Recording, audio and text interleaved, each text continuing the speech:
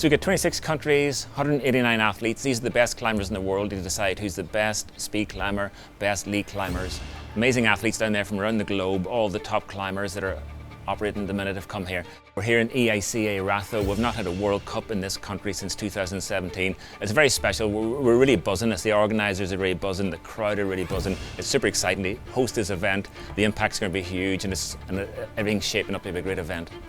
Well, it's just massive for climbing in the UK and in Northern Ireland. For people to see some of the heroes from the Olympics and some of the homegrown talent coming along here and being able to compete. So it's really big in terms of spectator engagement. It also gives our home athletes the chance to compete in front of a home crowd, which is something that very, very rarely happens on that international stage. The weekend for me is all about opportunity. Having a World Cup at home, getting to share such fantastic aspects of our sport with our community when we as a team normally compete overseas. So being at home, being able to share that with our community, our friends, our colleagues is just a great privilege. It's also a chance for us to bring in some of our youth team athletes to compete in their first senior internationals. Today's been an awesome day. So practice runs went about as well as I could have hoped they would.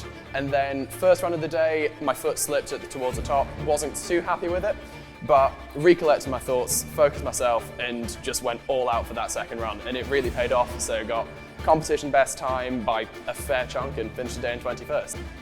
It's been fantastic to be here and have an event in Great Britain. We know there's a great fan base here for climbing, so we've seen a fantastic atmosphere here at the Edinburgh Climbing Centre, and just to be amongst that, and obviously it's really, I think, come across through the performances we've seen so far. I think speed's a very, very positive environment, and the energy is just so strong because people are getting very excited about it. I think it's more new in climbing. It's definitely like the little brother of climbing, but I'm excited to see its debut in the Olympics as a separate discipline, and I think everybody else is very, very excited. I really focused on keeping my mentality through the entire way, just staying positive, with all the runs and all the little hiccups and false starts. I was just staying in that zone, and I feel like I did a very good job of that today. I'm extremely happy, even more I meet my sister in big finals, so I'm extremely happy and proud of myself and proud of my sister, so it's a great competition for us. It was so pleasure to compete here. Climbing now is just broadening out into so many people. More and more people are seeing it. Older people, younger people. It's just amazing to see the demographic of climbers is coming down and down as children are getting into the sport. It's so inspiring. A lot of these people down here, a lot of the climbers are inspiring to these children. And you can see them down there, they're giving autographs and just having such an impact on these kids. So it's a super buzz for the local kids, for the GB kids to see this firsthand. Really amazing.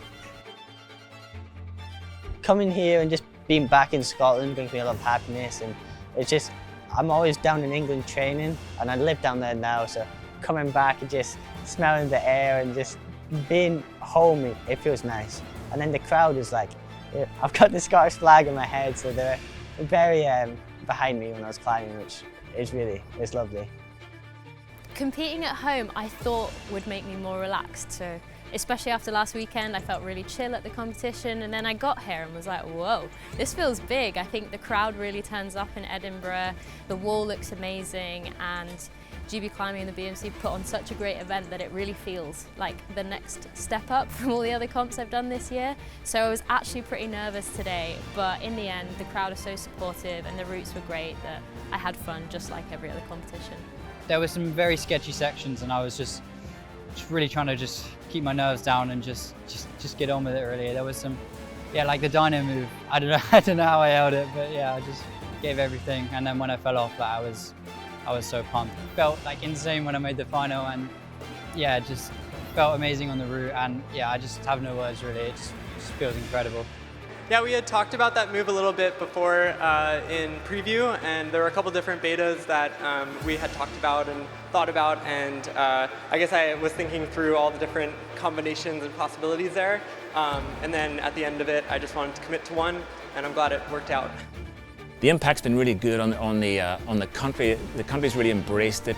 So we show the country what these things are like, and we show the world what this country's like. So from that point of view, it's just been an amazing showcase for both these organisations.